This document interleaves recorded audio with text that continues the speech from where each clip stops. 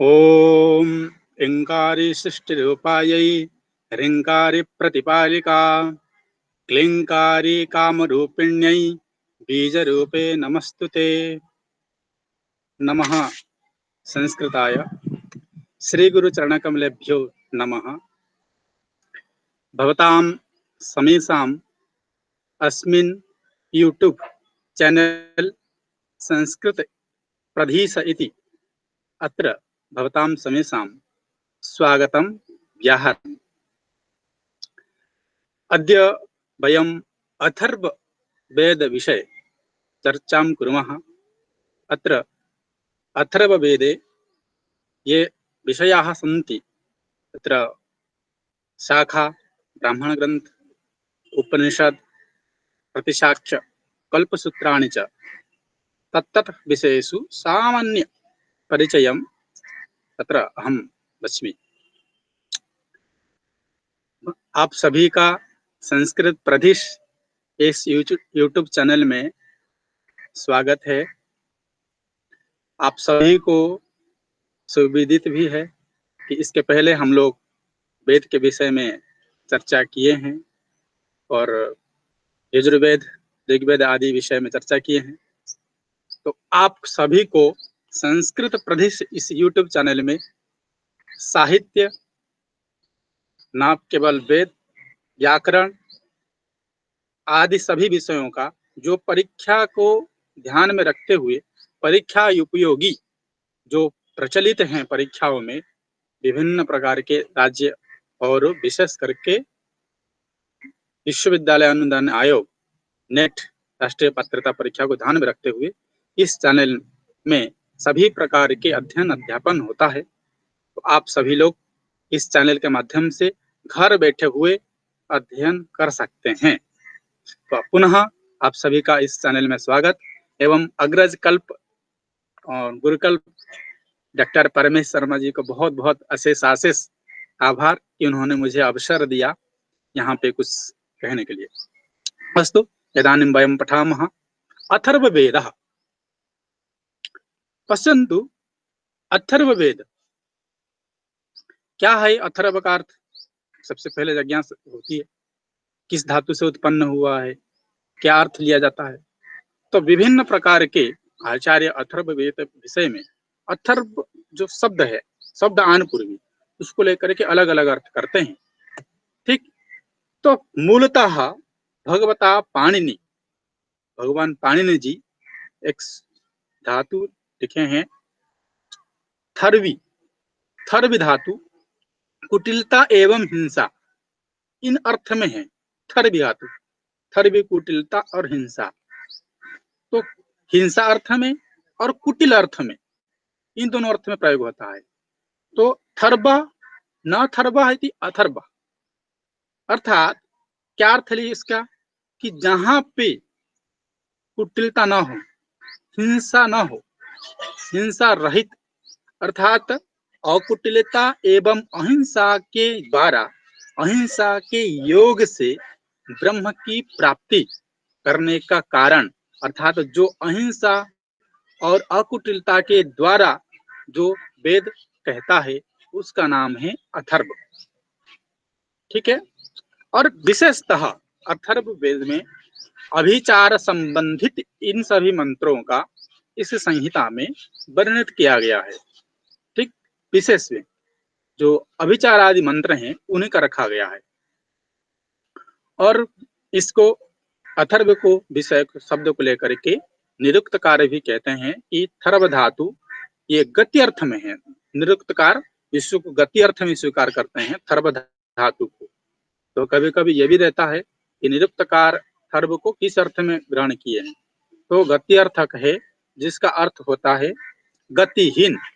अर्थात गतिहीन कैसे कहते हैं कि स्थिर युक्त, गतिहीन जो स्थिर युक्त है, जिसको अर्थात जिसको अध्ययन करने से चित्त में स्थिरता आती है उसको कहते हैं अथर्व। ये निरुक्तकार के मत है। ठीक, अथर्व वेद में कहते हैं कि जो शाखाएं हैं उसको लेकर भी मतभेद प्रायतः नहीं है। चरण व्यूह के अनुसार और पतंजलि के मत के अनुसार प्रायतः सेम है, समानता है।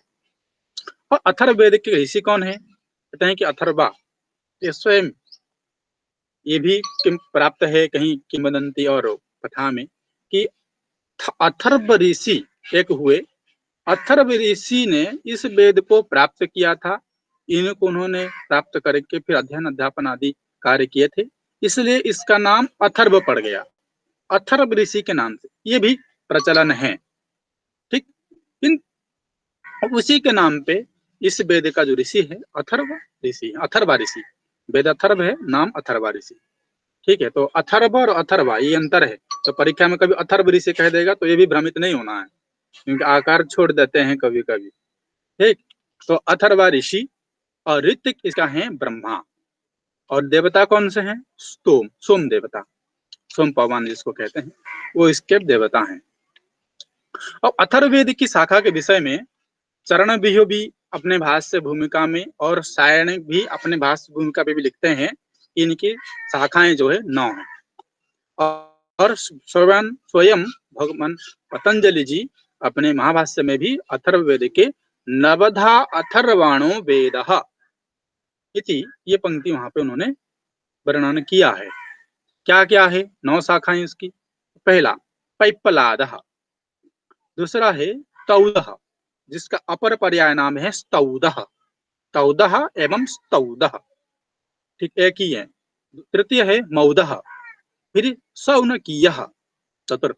पंचम है जाजर, छठवां जलदः, फिर ब्रह्मवेदः, देवदर्शः, नवम है चारण वैद्य। ये लगभग चारण वैद्य जो है प्रष्टव्य रहता है, इसके परीक्षा में भी बहुत पूछा है इसको। जो चारण वैद्य है नवमा इसके। और वर्तमान में जो शाखाएं उपलब्ध हैं अथर्ववेद के वो केवल 2 ही हैं। कौन से हैं? कहते हैं कि एक पैप्पलाद है, दूसरा है सौनकीय। यही दोनों शाखाएं प्राप्त है, और जिसमें सौनकीय शाखा का ही अत्यंत प्रचलन है, जो पाठ्य सामग्री में इसका व्यवहार प्रायतः किया जाता है। जो भी मंत्र आदि प्राप्त होते हैं इसी का ही उपयोग करते हैं, यही उपयोग में आए। तो शाखा इसके 9 हैं, किंतु वर्तमान में 2 ही शाखा प्राप्त है, जिसका नाम है सौनकीय, दूसरा है पैप्पलाद। ठीक, तो अथर्ववेद के कुछ उपवेद भी हैं। क्या क्या है? कहते कि एक उपवेद नहीं है, अब अलग अलग ग्रंथ में अलग अलग मिलते हैं, इसलिए अथर्ववेद के 5-6 उपलब्ध उपवेद के नाम से जाना जाता है। कौन कौन से हैं? पहला है सर्पवेद, द्वितीय है पिशाच वेद, तृतीय है असुर वेद, चतुर्थ है इतिहास वेद, पंचम है पुराण वेद। ये हैं अथर्ववेद के उपवेद के नाम से ये उल्लेख है। कहीं कहीं इतिहास वेद भी लोग प्राय सर्वसम्मत से इसको भी मानते हैं कि इतिहास वेद को ही अथर्ववेद का उपवेद कहते हैं। किंतु अन्य कुछ आचार्य जो हैं सर्प, पिशाच एवं पुराण, असुर आदि को भी उपवेद के रूप में ग्रहण करते हैं। तो मतभेद हैं, और जो इसमें आएंगे वही उत्तर इसका सही होगा। ठीक, तो 5 इसके उपवेद के नाम से हैं। तो अथर्ववेद के बहुत सारे पर्यायवाचक नाम भी हैं, जो अत्यंत आवश्यक परीक्षा में प्रष्टव्य ही रहता है। कौन कौन से हैं? तो सबसे पहले अथर्ववेद को ब्रह्मवेद भी कहा जाता है। दूसरा है अथर्वा अंगिरो वेद अथवा अंगिरस वेद, अंगिरस ये भी कहते हैं। और भिषक वेद, क्षेत्र वेद, मही वेद, पृथ्वी सूक्त इसी में ही प्राप्त होता है, इसलिए इसका नाम मही वेद, क्योंकि पृथ्वी आदि का वर्णन किया गया है, इसलिए मही वेद नाम है। और अत्यंत इम्पोर्टेंट जो है उसका नाम है भैषज्य वेद, ये भी प्रष्टव्य रहता है, भैषज्य वेद। लास्ट में है भृगु अंगिरा वेद, भृगु अंगिरो वेद, ये जो है अथर्ववेद के पर्यायवाचक नाम है। ठीक, तो अथर्ववेद के 9 शाखाएं हो गए। 9 शाखा में से 2 शाखाएं वर्तमान में प्राप्त हैं, और अथर्ववेद के 5 उसके उपवेद हैं, उपवेद के नाम से जानते हैं, और अथर्ववेद के इतने सारे पर्यायवाचक नाम है। ठीक है, और अथर्ववेद के जो उल्लेखन किए हैं कि अथर्ववेद के कौन कौन से संहिता अथवा कौन कौन से शाखाएं प्राप्त हैं, उसमें कोई मतभेद नहीं है, प्रायतः सबका सम ही है। कैसे? पतंजलि भी 9 कहें कि नवधा अथर्वणो वेदः इति। पुनः सायण जी अपने भाष्य में स्वयं उसमें 9 शाखाओं का उल्लेखन करते हैं। चरण भी उन्होंने भी 9 शाखाएं बताया है, और एक है प्रपंच हृदय। तो इसमें भी, इस ग्रंथ में भी 9 शाखाएं उल्लेख किया गया है। ठीक है। और अथर्ववेद की जो उपलब्ध हैं शाखाएं पिप्पलाद और शौनकीय, इस विषय में हम लोग चर्चा करेंगे कि ये शौनकीय क्या है और पिप्पलाद क्या है। ठीक है। यानी कि पिप्पलाद जो शाखा है, और ये कहते हैं कि काश्मीर में शारदा लिपि, शारदा लिपि में लिखा हुआ था पिप्पलाद शाखा। तो पिप्पलाद के विषय में हम बताएंगे। पहले है आपका शौनकीय। कौन है? कह रहे हैं कि एक शौनक हुए हैं, ऋषि शौनक, उन्हीं के नाम से इसका नाम पड़ गया शौनकीय, है ना। शौनकीय शाखा जो कि अत्यंत प्रचलित, और इसे का ही व्यवहार किया जाता है वर्तमान समय में। ठीक है। क्या है इसमें? कह रहे हैं कि इसमें 20 कांड हैं टोटल, इसमें 20 कांड हैं, और सूक्त संख्या है 730, 730 सूक्त हैं, और मंत्र संख्या है 5987। इतने मंत्र हैं इसमें। मुख्यतः 20 कांड हैं, 20 कांड में 730 सूक्त हैं। ठीक है। तो इसमें सबसे जो बड़ा कांड है वो है अंतिम 20वां कांड। 20 कांड जो है वो सबसे अंतिम है और सबसे बड़ा वही है, जिसमें मंत्र संख्या 958 है। इतने मंत्र में उसको रखा गया है। ठीक है। और सबसे छोटा कांड है 17वां। 17वां जो कांड है वो सबसे छोटा है, उसमें केवल 30 मंत्र ही है। इतने मंत्र में उसको रखा गया है। ठीक है। तो ये क्या है? शौनकीय जो है, शौनकीय शाखा है। और कहते हैं कि इस शौनकीय शाखा जो है, शाखा से आपका गोपत ब्राह्मण अथर्ववेद का एक है, वो इसी शाखा से संबंधित है। अभी ब्राह्मण के विषय में चर्चा करेंगे।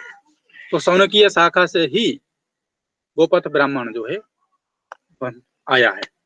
कैसा आया है अब बताएंगे। अद्वितीय है आपका शौनकीय के बाद पिप्पलाद शाखा। तो पिप्पलाद शाखा ये एक ऋषि हुए जिनका नाम है पिप्पलाद। पिप्पलाद ऋषि के नाम पर इस शाखा का नाम पिप्पलाद हो गया, पिप्पलाद शाखा। ठीक। पिप्पलाद संहिता इति। और जैसे कि एक ये जो लिपि है, जो जो शाखाएं हैं पिप्पलाद, ये काश्मीरी लिपि में अर्थात कश्मीर में प्राप्त है, शारदा लिपि। और उस शारदा लिपि में ही वर्णन किया गया था, उसी में ही लिखा गया था। ठीक है। कश्मीरी में प्राप्त है। और एक ही इसकी प्रति थी जो शारदा लिपि में ही वर्णन किया गया था। तो कौन इसको उसको किसको दिए थे ये पिप्पलाद शाखा? तो एक बहुत इम्पोर्टेंट है। कहते हैं कि कश्मीर के नरेश 1875 ईस्वी में उन्होंने यह जर्मन के विद्वान डॉक्टर राय, उन्हीं को इसी वेद को उपहार के रूप में दे दिया था 1875 में, कश्मीर का नरेश। ठीक है। उपहार के रूप में इसको उनको दिया था, इसलिए इस शाखा का प्रचलन बहुत कम है, क्योंकि एक ही प्रति था, कश्मीरी शारदा लिपि में था ये। ठीक है। और उसके बाद इनको फिर प्रकाशन भी किया गया, यानी कि प्रकारण से। कौन किया? तो कहते हैं कि 1901 में, 26 साल के बाद 1901 में। और इस अमेरिका में कहते हैं कि इसकी एक फोटोस्टेट, फोटोकॉपी जो है वहीं से प्राप्त हुआ, और वहां से जो है डॉक्टर रघुवीर वहां से ला करके इसको अथर्ववेद के पिप्पलाद शाखा को उन्होंने संस्करण किया। कहाँ से? अमेरिका से 1901 ईस्वी में, मसीहा में। ठीक है। और इस पिप्पलाद शाखा को भी 20 कांड में विभक्त किया गया है, इसमें भी 20 कांड हैं। ठीक। और 20 कांड में इसका पूरा विषय जो है वर्णन किया गया है। और प्रपंच हृदय माट ने इसको 20 कांड ही बताया। कैसे? क्योंकि इसका प्रमाण जो है प्रपंच हृदय, उन्हीं का मत में लिया जाता है कि उन्होंने इसको 20 कांड में ही बताया, इसलिए उनके सर्वसम्मत मत है कि पिप्पलाद शाखा में भी 20 कांड है और सौनकीय शाखा, इन दोनों में 20-20 कांड हैं। ठीक है, और इसका केवल यही कांड ही परिचय उसका मिलता है, इसमें 20 कांड हैं। क्या है विस्तार रूप से इसका आज तक जो है वर्णन नहीं हुआ है, इसलिए बहुत कम इसका प्रमाण मिलता है। ठीक, और अथर्ववेद में इसके बाद सूक्त, क्या क्या सूक्त हैं? तो अथर्ववेद में बहुत सारे सूक्त हैं, जैसे कि पृथ्वी सूक्त, जो कि 12वां कांड का है, पृथ्वी सूक्त है, सौनिकी शाखा का। और इसमें काल सूक्त है, जो 19वें कांड से संबंधित है। और एक है व्रात्य सूक्त, जो 15वां कांड से संबंधित है। क्योंकि यह भी प्रश्न रहता है कि पृथ्वी सूक्त ये अथर्ववेद के किस कांड में प्राप्त है। ठीक है, तो 12वां कांड है, वहीं से ये प्राप्त है अथर्ववेद के पृथ्वी सूक्त। ठीक, अब एक है ब्रह्मचर्य सूक्त, जो 11वां कांड में इसको रखा गया है, वहां वर्णन है। और एक है विवाह सूक्त, ये भी परीक्षा में प्रश्न भी रहता है, विवाह सूक्त। और एक है मधु विद्या सूक्त, मधु विद्या सूक्त, वो 9वां कांड में है। एक है रोहित सूक्त, ये भी 13वां कांड से संबंधित है। इतने जो है लगभग प्रश्न भी रहता है। और बाकी जो नाम हैं, 2-4 नाम और भी हैं, जिनको एक अध्ययन से ही पता चल जाएगा कि ये अथर्ववेद का है। जैसे बैखज्य कर्म सूक्त, क्योंकि बैखज्य उसके पर्यायवाची नाम है, तो बैखज्य की सूक्त, कौशिक इसके कल्पसूत्र में आता है, इसलिए कौशिक सूत्र सूक्त इसी में है। और एक है प्रकीर्ण सूक्त, पौष्टिक सूक्त, और एक है आरोग्य मंत्र सूक्त, एक है शांति सूक्त। तो ये इसी से संबंधित है, अथर्ववेद से ही संबंधित है। ठीक है, इतने सूक्त उसमें पाए जाते हैं। फिर आते हैं हम लोग के अथर्ववेद के ब्राह्मण। क्या है? कह रहे हैं कि अथर्ववेद में एक ही ब्राह्मण है, जिसका नाम है गोपत ब्राह्मण, बहुत ही प्रसिद्ध। ठीक, क्या है इसमें? कह रहे हैं कि 2 भाग में है। कौन कौन से? पूर्व भाग एवं उत्तर भाग। क्या क्या है? तो पूर्व भाग में 5 प्रपाठक हैं और उत्तर भाग में 6 प्रपाठक हैं, दोनों को मिलाकर के 11 प्रपाठक। पूर्व भाग में 5 प्रपाठक के अंतर्गत उसमें कुछ कंडिकाएं हैं। क्या है? तो 135 कंडिकाएं हैं। और उत्तर भाग में उसके 6 प्रपाठक में 123 कंडिकाएं हैं। ठीक है, तो पूर्व भाग में 135 कंडिका और उत्तर भाग में 123 कंडिका। ठीक है, तो इसमें टोटल हो गया आपके 11 प्रपाठक एवं 258। ठीक है, 258 इसके कंडिकाओं की संख्या है। 11 प्रपाठक एवं 258 कंडिकाएं। ये भी क्योंकि जो मूल जो विषय हैं ब्राह्मण ग्रंथ के, यही प्रायतः प्रष्टव्य रहता है, क्योंकि इतना उसका पूरा संपूर्ण विषय अध्ययन करना संभव नहीं है।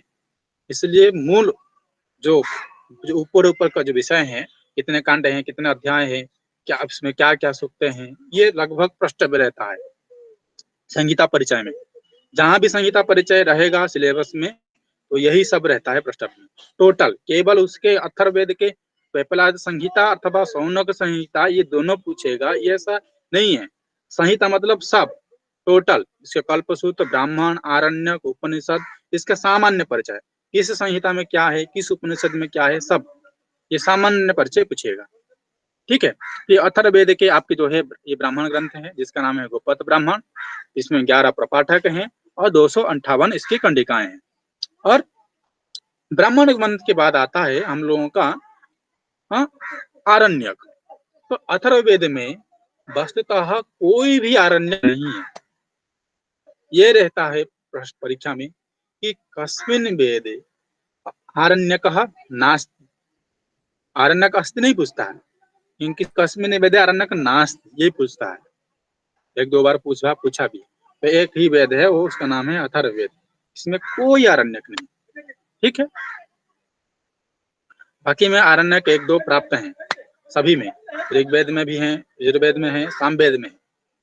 आरण्यक की जब हम वीडियो बनाएंगे तो उसमें हम आपको बताएंगे कि किस आरण्यक में क्या क्या वर्णन है। ठीक, इसके बाद आता है हम लोगों का उपनिषद। क्या है? इसके 3 उपनिषद हैं, जो 10 उपनिषद के अंतर्गत आता है। 10 में जो जिसपे शांकर भाष्य प्राप्त है इन्हों पे शांकर भाष्य भी मिलता है। क्या क्या है? पहला है प्रश्नोपनिषद, दूसरा है मुंडक उपनिषद, फिर तीसरा है मांडुक्य उपनिषद। ठीक, सत्यमेव जयते भारत का ये ध्येय वाक्य है, इसी उपनिषद से संबंधित है, मुंडक उपनिषद से। ठीक है, तो सबसे पहले आता है हम लोगों का प्रश्नोपनिषद। क्या है इसमें? तो अथर्ववेद के ये पैपलाद शाखा से संबंधित है। ये प्रश्नोपनिषद, इसमें 5 प्रश्न हैं, उन्हीं प्रश्नों का उत्तर देते हैं ऋषि, और तो इसी के नाम से, प्रश्न करने के नाम से इसका नाम पड़ गया है प्रश्न उपनिषद। ठीक है, और पूर्ण संपूर्ण उपनिषद ये गद्यमय है, गद्यात्मक ही वर्णन किया गया है संपूर्ण उपनिषद में। कह रहे हैं कि क्या है इसमें? कह रहे हैं कि पिपलाद ऋषि अपने 6 शिष्यों को इसमें आपको प्रश्न को उत्तर देते हैं। 6 शिष्यों के द्वारा पूछे गए आध्यात्मिक प्रश्न, उन सभी प्रश्नों को यथोचित उत्तर इसी उपनिषद में देते हैं, इसलिए इसका नाम जो है पड़ गया प्रश्नोपनिषद। यह भी पूछ सकता है कि प्रश्नोपनिषद के नाम क्यों पड़ा, कौन किसको पूछता है, घुमा फिरा के भी पूछ सकता है। तो पिपलाद ऋषि, क्योंकि स्वयं पिपलाद इसके शाखा से संबंधित है, तो पिपलाद ऋषि अपने 6 शिष्यों को उत्तर देते हैं, इसलिए इसका नाम पड़ गया है प्रश्नोपनिषद। ठीक, अब क्या है कि उन शिष्यों का नाम क्या है? तो इस शिष्यों का नाम भी उसमें उल्लेख है। क्या क्या है? कहने की सबसे पहले कबंधी कात्यायन पहले, दूसरा है भार्गव वैदर्भी, तीसरा है कौशल्य आश्वलायन, फिर है सौयायणी, फिर पंचम है शैव्य सत्यकामा, छठवां है शुकेशा भारद्वाज। ये 6 उनके जो है शिष्य हुए, और 6 शिष्यों का नाम इस प्रकार है, और इन्हों का प्रश्न का उत्तर स्वयं पिपलाद ऋषि जी देते हैं। फिर आता है हम लोगों का अथर्ववेद के उपनिषद में मुंडक उपनिषद। प्रश्न उपनिषद के बाद फिर मुंडक उपनिषद आता है। क्या है इसमें? तो कह रहे हैं मुंडक उपनिषद में कुल 3 मुंडक हैं, है ना। 3 मुंडक के नाम से इसका नाम मुंडक उपनिषद पड़ गया। टोटल 3 मुंडक हैं, अध्याय कुछ नहीं है, मुंडक की संख्या 3 है, और उन्हीं मुंडक के अंतर्गत प्रत्येक मुंडक में 2-2 जो है आपके खंड हैं, मतलब 3 मुंडक में 6 खंड हैं, मुंडक के अंतर्गत रखा गया है। और अब मुंडक का क्या अर्थ है, क्या ग्रहण किया जाएगा मुंडक? तो कह रहे हैं कि मुंडक का अर्थ है सन्यासियों के लिए विरचित। कथन करते हैं कि जो सन्यासियों के लिए जो रचित है उसको नाम है मुंडक, क्योंकि ये उपनिषद आरण्यक के बाद ही उपनिषद अध्ययन किया जाता है। ब्राह्मण ग्रंथ आरण्यक, फिर इसके बाद जो है उपनिषद, तो इसलिए कह दिया गया कि सन्यासी, क्योंकि जब आप आरण्यक में निवास करते हैं तो उसके बाद इसको अध्ययन करना चाहिए। ठीक है, प्राचीन काल में ऐसी परंपराएं थी। ठीक है, तो इसी के नाम सन्यासियों के लिए विरचित इस मुंडक इसी के नाम से पड़ गया है मुंडक उपनिषद। हाँ, फिर इस उपनिषद में ब्रह्मा ने अपने ज्येष्ठ पुत्र अथर्वन ब्रह्म विद्या का उपदेश दिया। इसी उपनिषद में ब्रह्म कह रहे हैं कि ब्रह्मा ने अपने ज्येष्ठ पुत्र, जिनका नाम है अथर्वा, अथर्वन से अथर्वा हुआ है, अथर्वा जी को ब्रह्म विद्या का उपदेश इसी उपनिषद में दिया है, मुंडक उपनिषद में। तो वहां ये उपनिषद के ये अत्यंत प्रसिद्ध इसलिए भी है कि इसमें एक ध्येय वाक्य है जिसका नाम है सत्यमेव जयते। यह हमारे देश की, भारत देश की इसकी ध्येय वाक्य भी है, इसी उपनिषद में पाया जाता है। मुंडक और मांडुक्य 2 हैं, इसलिए भ्रम में कभी कभी परीक्षा में लोग मुंडक के जगह में मांडुक्य इसको है टिक कर देते हैं, वो नहीं है, मुंडक उपनिषद से लिया गया है सत्यमेव जयते। और दूसरा है द्वासुपर्णा सयुजा, ये भी है। ठीक, तो द्वा क्या है इसका? द्वासुपर्णा का क्या अर्थ है कि 2, है, तो द्वा वैदिक प्रयोग है, द्वा सुपर्णा सयुजा, अर्थात ये दो बाद को स्वीकार करता है, जैसे अद्वैतवाद द्वैतवाद है, शंकराचार्य अद्वैतवाद है, केवल ब्रह्म को स्वीकार करते हैं, ब्रह्म सत्या जगन मिथ्या, ब्रह्म से ही उत्पत्ति हुई है, सत्य से असत की उत्पत्ति हुई है, क्योंकि सत्य एक ही पदार्थ है जिसका नाम है ब्रह्म, तत्व वही है, और उसी तत्व से पूरे संसार को उत्पत्ति होने का कारण माना जाता है। ठीक है, तो सत्य से असत की उत्पत्ति, तो असत ये जगत, वो इसीलिए वो ब्रह्म जो ब्रह्म कहते हैं हमारे शंकराचार्य जी हुए, वो अद्वैतवादी। उसी प्रकार ये है द्वैतवाद, ये दो को स्वीकार करता है, द्वा सुपर्णा संयुजा। तो द्वैतवाद के प्रतिपादक होने के नाते ये द्वा सुपर्णा संयुजा ये अत्यंत प्रसिद्ध ये सूक्ति है। ठीक है, और कहते हैं जो उपनिषद है, उपनिषद वेदांत नाम उपनिषद प्रमाणम, रहे कि जो मुंडक उपनिषद से हमारे जो वेदांत जो शब्द है ये इसी से ही पाया जाता है। वेदांत का प्रथम शब्द जो है इसी मुंडक उपनिषद में ही वर्णन है, इसी से फिर उदाहरण हुआ है वेदांत। ठीक है, इसी में पाया जाता है मुंडक उपनिषद में। फिर तृतीय है हम लोगों का मांडुक्य उपनिषद।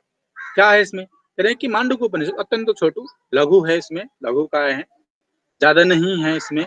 क्या है इसमें, कह रहे हैं कि भाव गांधीर्य की दृष्टि में अत्यंत छोटा सा और बहुत जो है गंभीर का कारण है।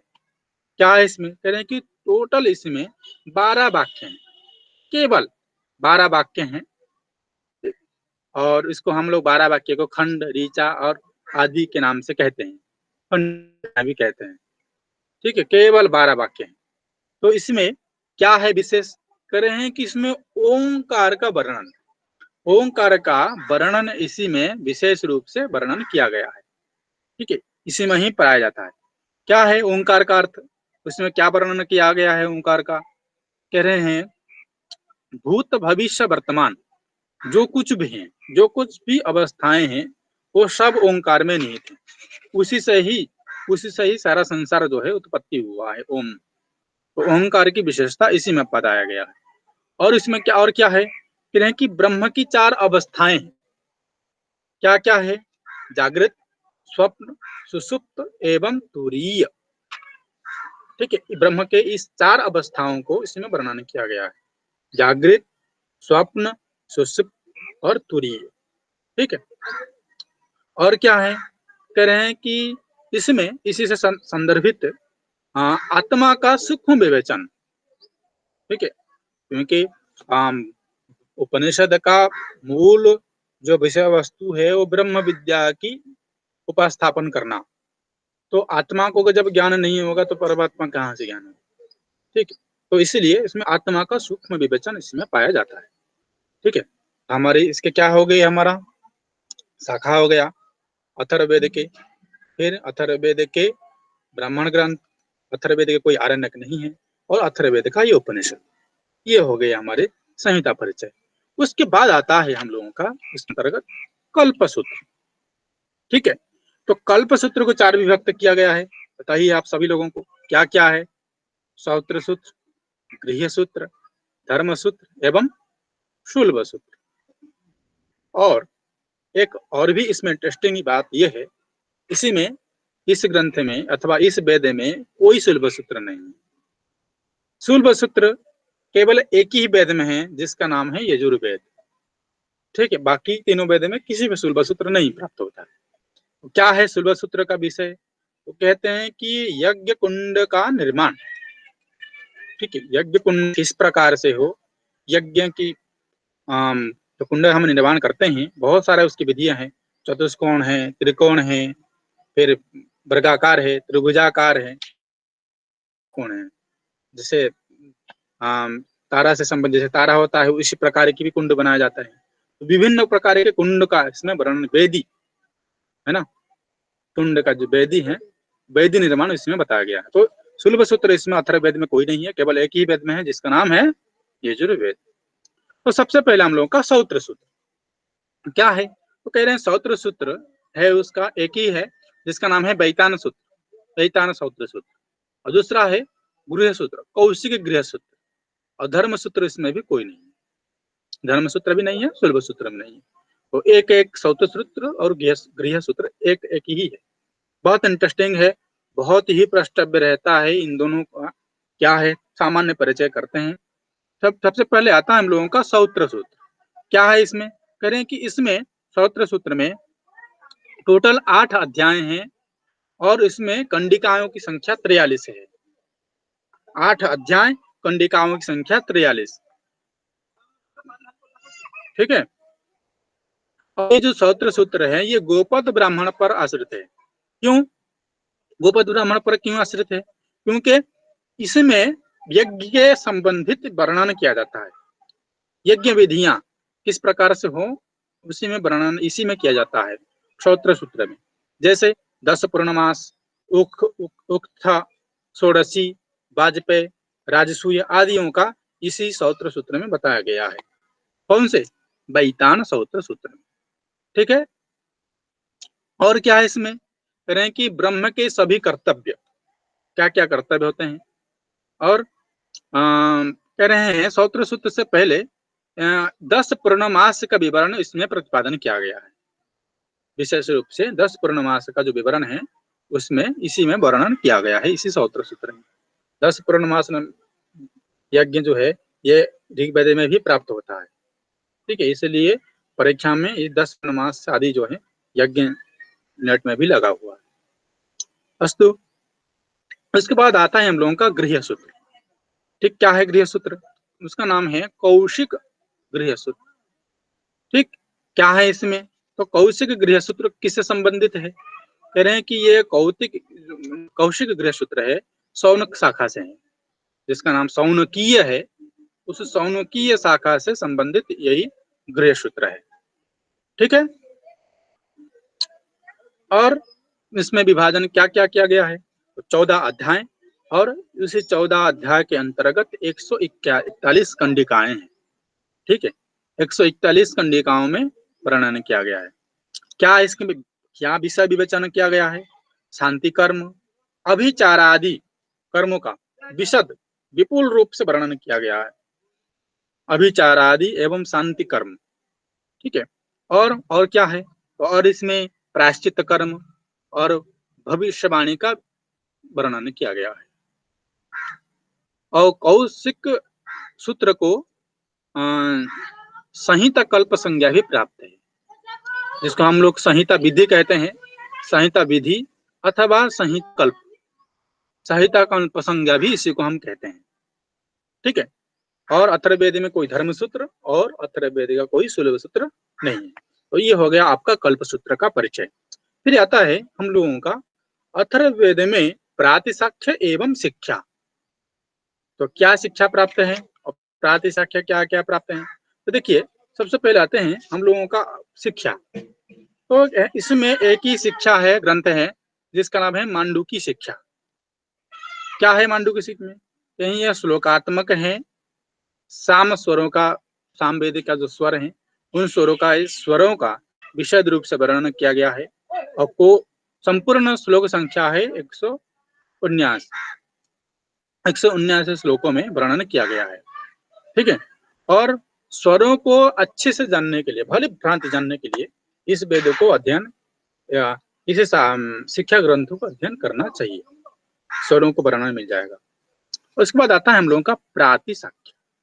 क्या है प्रातिशाख्य? फिर इसमें 2 प्रातिशाख्य हैं अथर्ववेद के। एक शिक्षा ग्रंथ है जिसका नाम है मांडुकी शिक्षा, और 2 प्रातिशाख्य हैं। पहला है सौनकीय और दूसरा है अथर्ववेद प्रातिशाख्य। ठीक है। सौनकीय चतुर अध्याय का ये भी नाम दिया गया है सौनकीय को, सौनकीय चतुर अध्याय का, और अथर्व प्रातिशाख्य। क्या क्या है इसमें वर्णन क्या किया गया है? तो कह रहे हैं सौनकीय चतुर अध्यापिका में इसके लेखक स्वयं आचार्य सौनक ही हुए, ऋषि सौनक। और इसमें 4 अध्याय हैं और सूत्र संख्या है 434। इतने सूत्र में इसमें बताया गया है। और क्या है इसमें, क्या विवेचन किया गया है? तो इसमें प्रातिशाख्य में ध्वनि का विचार, संधि का विवेचन, संहिता पाठ, संहिता पाठ में जैसे मान लीजिए कि दीर्घ, गुण होना, दित्त होना, अनत्व हो जाना, फिर स्वर से संबंधित जो जो संधियां हैं इसी में प्राप्त हैं, तो ये भी रिसर्च का विषय है इस शौनकीय चतुर्थ अध्याय का। और क्या है इसमें, कह रहे हैं कि अवग्रह एवं प्रगृह्य, इन दोनों का इसमें विचार किया गया है, अवग्रह और प्रगृह्य, जिसमें पाणिनि मुनि जी प्रगृह्य संज्ञा करते हैं और अवग्रह आदि कहते हैं, तो वो लौकिक को और वैदिक को ध्यान में रखते हुए कहते हैं, और ये वैदिक ही प्रयोग है, प्रगृह्य और अवग्रह, इनका इसमें वर्णन किया गया है इसी प्रातिशाख्य में, शौनकीय चतुर्थ अध्याय का जिसका नाम है। अब क्यों ये प्रसिद्ध है, क्योंकि ये अथर्ववेद का अत्यंत प्राचीनतम है, प्राचीनतम जो है प्रातिशाख्य में गिना जाता है, ठीक है।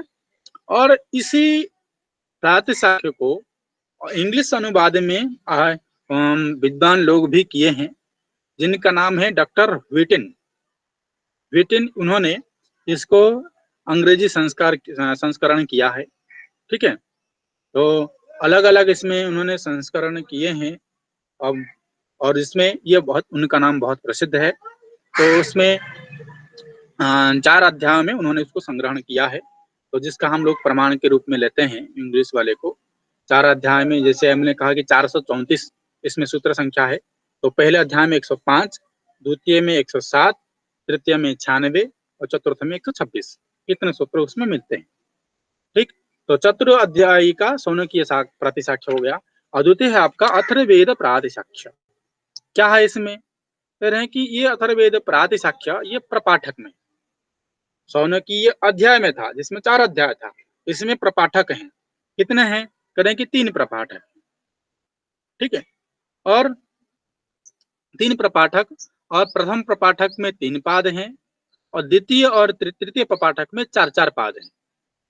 तो और कुल मिलाकर के इसमें सूत्र संख्या है 221 कुल सूत्र संख्या इसमें है। क्या है इसमें वर्णन क्या किया गया है कि वही संधि, स्वर, पद पाठ के नियम, ये सभी इसमें भी बताया गया है। प्रातः व्याकरणात्मक वर्णन जो है प्रातिशाख्य में किया ही जाता है, ठीक है। और इसमें भी यही प्रसिद्ध है कि स्वरों का भी विवेचन इसी में भी किया गया है, ठीक। और कौन इसमें, कह रहे हैं कि डॉक्टर सूर्यकांत ने इसको संस्करण किया था 1940 में, जो लाहौर से प्रकाशित था, ठीक है। डॉक्टर सूर्यकांत, उन्होंने इसको लाहौर से 1944 मसीहा में इसको प्रकाशित किया था। और इसकी सूत्रात्मक शैली है ग्रंथ की, और अथर्ववेद के उच्चारण से संबंधित, स्वर से संबंधित इसमें भी वर्णन किया गया है, ठीक है। और इसके बाद अथर्ववेद के परिचय के बाद आता है हम लोगों का भाष्यकार। ये संहिता परिचय हो गया। संहिता परिचय के बाद हम लोगों के देखिए भाष्यकार, सभी वेद के भाष्यकार हुए, जिसमें सायण का नाम अन्यतम है, आचार्य सायण, ये वो अन्यतम है इनका नाम, क्योंकि इन्होंने सभी वेदों पे अपना भाष्य लिखा है। इसके इतर और भी कुछ भाष्यकार हुए हैं अथर्ववेद के, बहुत सारे इसमें नाम है अथर्ववेद का। जैसे कि सबसे पहले हुए दुर्गादास लाहिड़ी, ठीक है। उन्होंने सायण भाष्य के साथ अथर्ववेद के शौनक शाखा, शौनकीय है, उस शाखा को उन्होंने उसी शाखा पर इन्होंने व्याख्या किया है, भाष्य लिखा है। दुर्गादास लाहिड़ी उनका नाम है पूरा। और एक है शंकर पांडुरंग, और शंकर पांडुरंग क्यों इनका नाम इसलिए ले रहा हूँ कि विद्वान लोग ऐसा कहते हैं, ऐसा ग्रंथ में मिलता है वर्णन में, कि अथर्ववेद के सायण भाष्य जो है, ये जो भाष्य के साथ शंकर पांडुरंग, इन्होंने मुंबई से 1898 ईस्वी में उन्होंने अत्यंत शुद्धता के साथ संस्करण किया है। शंकर पांडुरंग उनका नाम है, ठीक, बहुत प्रसिद्ध है। और एक और भी है जिनका नाम है सातवलेकर, यह भी शौनकीय शाखा के ऊपर भी उन्होंने भाष्य लिखा और प्रकाशन भी किया है 1943 में, ठीक है। और विशेष ये है इनमें सातवलेकर में कि इनको आधुनिक सायण भी कहा जाता है, क्योंकि आचार्य सायण सभी वेदों पे भी उन्होंने उपनिषद भाष्य लिखा है, और आधुनिक सायन इन्हीं को कहा जाता है, इनके नाम से ये प्रसिद्ध है, 7 लेकर। ठीक है, तो अत्यंत परिश्रम के साथ अथर्ववेद में अत्यंत प्रसिद्ध भाषा उन्होंने जो है अथर्ववेद पे लिखा है। ठीक है, ये बहुत प्रसिद्ध है। और भी बहुत सारे नाम हैं जिनका नाम, जैसे खेमकर्ण त्रिवेदी, उन्होंने हिंदी भाषा से लिखा, संस्कृत नहीं, इन्होंने हिंदी भाषा से लिखा।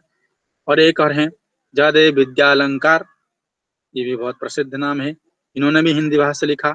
श्री राम शर्मा, विश्वबंधु और भगवत दत्त। फिर इसके बाद आता है खेमकर्ण त्रिवेदी, ये भी जो है गोपद ब्राह्मण पर हिंदी भाषा से भी लिखा है। और विजयपाल शास्त्री, इन्होंने गोपाद ब्राह्मण पर भाष्य लिखा। मतलब अथर्ववेद के सौनकीय शाखा एवं गोपद ब्राह्मण, इन दो पर भी हमारे भाष्य मिलते हैं जो हिंदी और संस्कृत में प्रकाशित हैं। ठीक, और इसके बाद खुद पाश्चात्य विद्वान भी हुए हैं जो कि प्रसिद्ध हैं। ये आजकल के परीक्षाओं में भाष्यकार जब दे देता है कि वेद के कमेंटर अथवा वेद के भाष्यकार, ये दे देता है सिलेबस में, तो अब ये नहीं कहता है कि पाश्चात्य का पूछेगा या फिर संस्कृत तज्ञ अथवा भारत। तो ये आजकल क्योंकि भारत का बार बार प्रश्न आ गया है, जो प्रसिद्ध विद्वान हुए उनका नाम पूछ चुका है प्रायतः, तो अब इस समय क्या करता है कि पाश्चात्य जो विद्वान हुए जिन्होंने संस्कृत को छोड़ करके अंग्रेजी, जर्मन आदि भाषाओं में उसको व्याख्या किया है, उनका इस समय प्रश्नव्य रहता है। तो इसलिए इनका नाम भी जानना जरूरी है। क्या है उनका नाम? तो सबसे पहले आता है अथर्ववेद की सौनकीय शाखा पे, क्योंकि सौनकीय शाखा अत्यंत प्रसिद्ध है, प्रचलन है, मैं बार बार कह रहा हूँ। इसी पे ही उपनिषद, इसी शाखा पे ही हमारे भाष्य मिलते हैं। तो अथर्ववेद के इसी सौनकीय शाखा पे उन्होंने सर्वप्रथम संपादन किया 1856 में। ठीक है, पाश्चात्य विद्वान, ठीक है, उन्होंने वहां से इसको प्रकाशन किया है। क्या नाम है उनका? डॉक्टर रोट एवं व्हिटनी, रोट एवं व्हिटनी। ठीक है, और इसके आता है ब्लूमफील्ड और गार्बे, ये भी दो हैं, दो हैं, ब्लूमफील्ड एवं गार्बे। इन्होंने पैपलाद शाखा पे किया है, जो कश्मीर से प्राप्त हुई थी शारदा लिपि में, अत्यंत जीर्ण थी, जिसकी फोटो कापी 1901 मसीहा अमेरिका में छपवाया गया था, वहीं से फोटो कापी मिला था। और उसी फोटो कापी से उन्होंने पाश्चात्य विद्वान ने अपने भाषा में फिर उसको व्याख्या किया है। ठीक है, और इसके बाद आता है हम लोगों का कैलंड। इन्होंने अथर्ववेद संहिता को एक आलोचनात्मक संस्करण किया है, और जो कि कहते हैं हालैंड से जो है प्रकाशित किया गया है।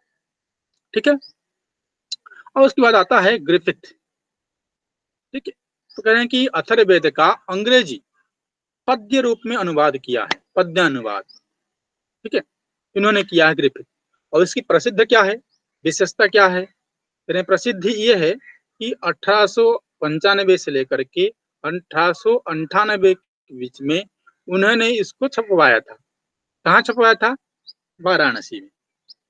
ठीक है, वाराणसी में उनको इसके बीच में ये संस्करण मिलता है। बहुत पुराना होने की वजह से थोड़ा सा प्रमाण के रूप में 1895 से लेकर 1898 के बीच में ये जो है समय इसका दिया गया है। इसके बाद आता है जो पहले आए थे रोट है व्हिटनी, उसमें से एक हुए व्हिटनी और एक है लानामन, ये दो विद्वान हुए। उन्होंने भी अथर्ववेद में अंग्रेजी अनुवाद किया है। ठीक है, 1905 में उन्होंने अथर्ववेद में अंग्रेजी अनुवाद करते हुए प्रकाशित किया है। ठीक है, और दूसरा एक और भी जो हुए कि ब्लूमफील्ड और ब्लूमफील्ड, उन्होंने भी इस पैपलाद संहिता के ऊपर 1901 मसीहा में उन्होंने प्रकाशित किया है। जबकि ब्लूमफील्ड और गार्बे, इन दोनों का नाम आता है, और कुछ विद्वान लोग केवल ब्लूमफील्ड ये जो है नाम लेते हैं। ठीक है, ब्लूमफील्ड और गार्बे 1901 में, क्योंकि अमेरिका से उसका फोटोकॉपी वहीं से प्राप्त हुआ था, वहीं से उनको छपवाया गया था। ठीक है, और इसके बाद ये हो गए अथर्ववेद के हमारे भाष्यकार जो पाश्चात्य विद्वान हैं। और एक अथर्ववेद के जो हमारे ब्राह्मण ग्रंथ हैं, उपपद ब्राह्मण, उसका भी एक पाश्चात्य प्रकाशन विद्वान का नाम मिलता है, जिसका नाम है गास्ट्रा। गास्ट्रा ये विद्वान जो है, उन्होंने 1919 में प्रकाशन किया है अथर्ववेद के गोपथ ब्राह्मण पे अपना अनुवाद लिख करके। और एक ये जो है कल्पसूत्र में मिलता है, जिसका नाम है ब्लूमफील्ड। ठीक है, इन्होंने भी कल्पसूत्र में अपना संस्करण भाष्य लिखा है। तो ये हो गया हमारा क्या कि अथर्ववेद का हमारा ये सामान्य परिचय। ठीक है, तो अथर्ववेद की हम अथर्ववेद का संहिता परिचय हो गया, अथर्ववेद में कितने शाखाएं हैं, अथर्ववेद में कौन भाष्यकार हैं, पतंजलि जी इसमें कितने मत देते हैं, और वर्तमान में कौन कौन शाखाएं प्राप्त हैं, इसमें ब्राह्मण ग्रंथ कौन से हैं, और इसमें आरण्यक है या नहीं, इसमें शुल्बसूत्र है या नहीं, ये भी ज्ञान हुआ हमें। इसके बाद कल्पसूत्र के विषय में ज्ञान हुआ कि कल्पसूत्र क्या क्या है, कौन कौन से सूत्र पाए जाते हैं, एवं उपनिषद जो कि बहुत प्रसिद्ध है, प्रश्न, मुंडक एवं मांडुक्य। ठीक है, ये अथर्ववेद का हम लोगों का संहिता परिचय हो गया। और एक विशेष बात है, वेदव्यास जी अथर्ववेद का जो उपदेश अथवा जो अध्ययन कराए थे आचार्य सुमंतु, ठीक है, उन्हीं को इसको उन्होंने पढ़ाया था, आचार्य सुमंतु जी को। ठीक है, इनको वो उसमें शिष्य में आते हैं। आचार्य जो है इस मतलब इस वेद के जो आचार्य हुए सुमंतु हुए।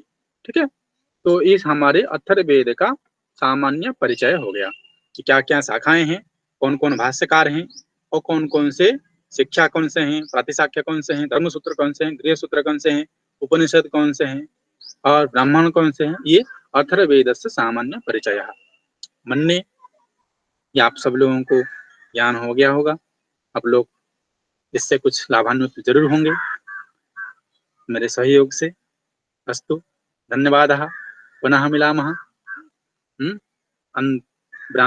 इसके बाद हम अगले वीडियो में आपको जो है ब्राह्मण ग्रंथ के विषय में बताएंगे कि ब्राह्मण ग्रंथ में क्या क्या वर्णन है, ब्राह्मण का अर्थ क्या है, कि ब्राह्मण किसमें किस